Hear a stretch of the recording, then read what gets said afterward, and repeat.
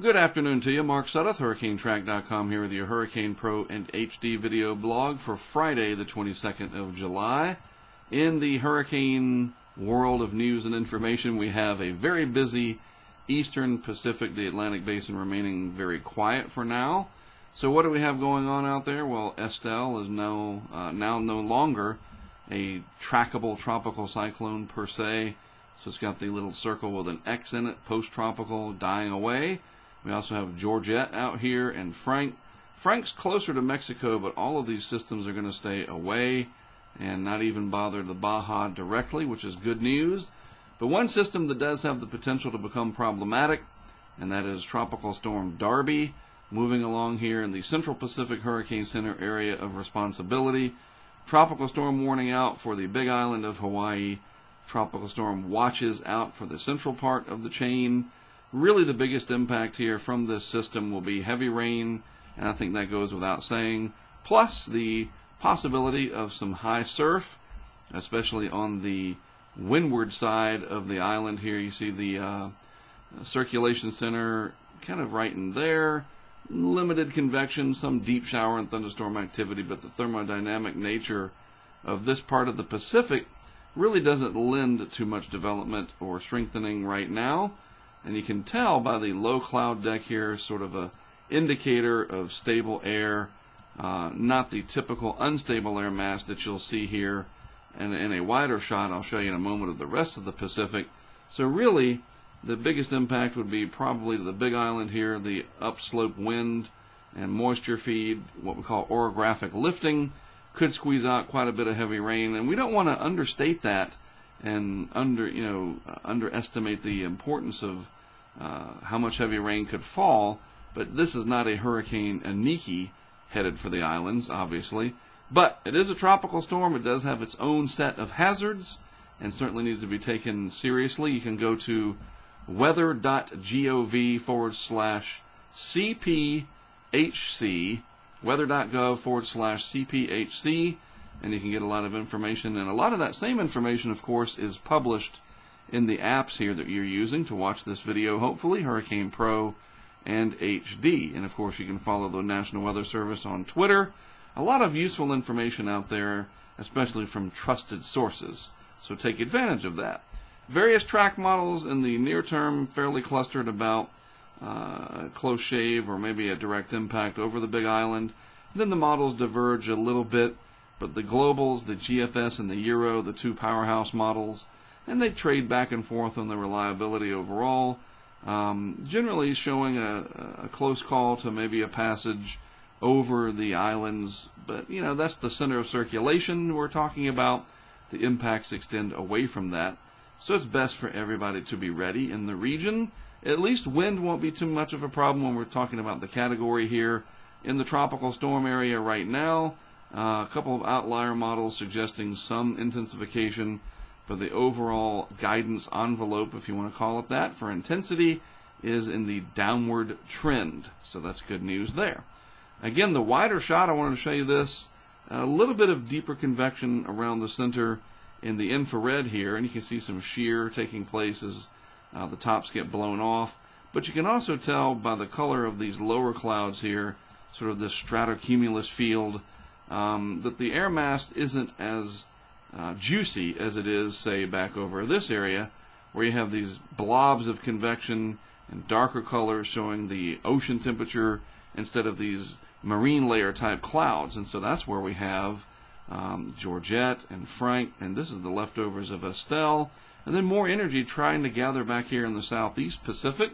Probably going to have another one or two named storms before all is said and done in that region. So during this, the last third of July, Eastern Pacific normally is pretty busy.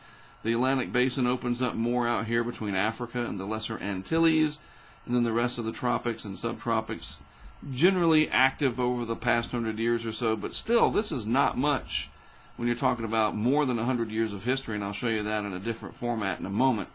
But every week, this map gets more and more populated until about mid to late September, with these points of origin over the past 100+ years.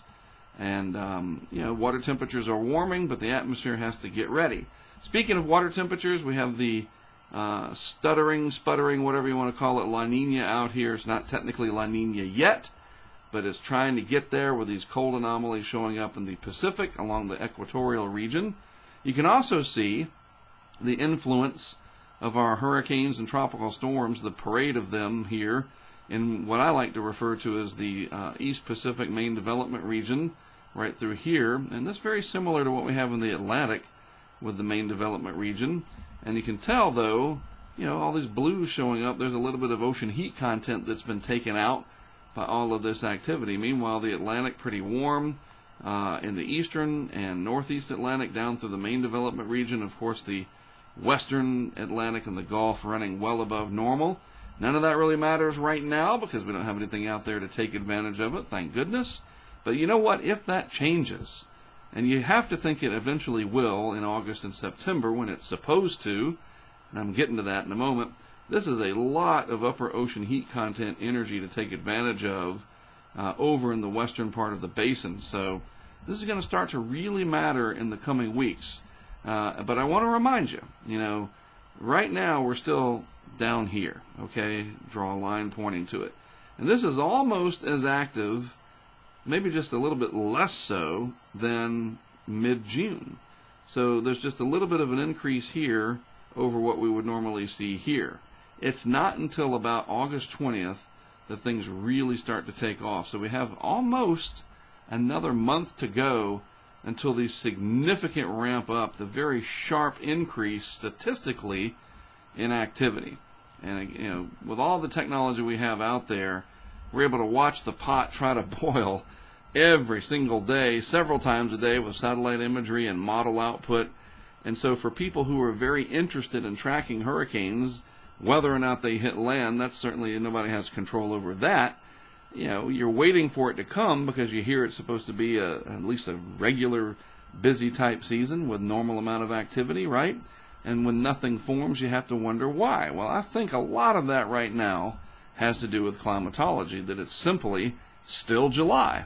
And yeah, we do have a lot of Saharan dust and dry air in the mid and lower levels of the atmosphere, but look, I mean, all through here, it's really eroding away, and it's definitely on the left side of the scale where it has that word less dry air, and over here is more dry air. So the left side of the scale, yeah, all of this fits in the left side of the scale. It's not enough, it hasn't abated enough to, you know, let the lid come off, so to speak.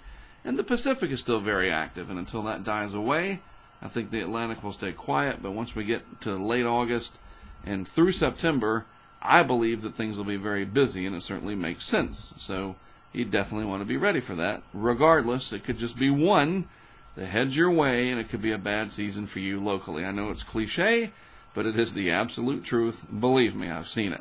All right? So that's it. We'll keep an eye on what's going on with Darby. Be sure to check for updates in Hurricane Pro and HD because they will be many and numerous, all kinds of products in there for you to keep up with. And I will post a couple of times over the weekend, tomorrow, and then, of course, on Sunday on what's happening with Darby as it approaches Hawaii. And, of course, the Atlantic being quiet, we won't worry about that for now. So, have a good rest of your Friday. I am Mark Sudduth for HurricaneTrack.com and, of course, Hurricane Pro in HD. Look for me to talk to you again over the weekend.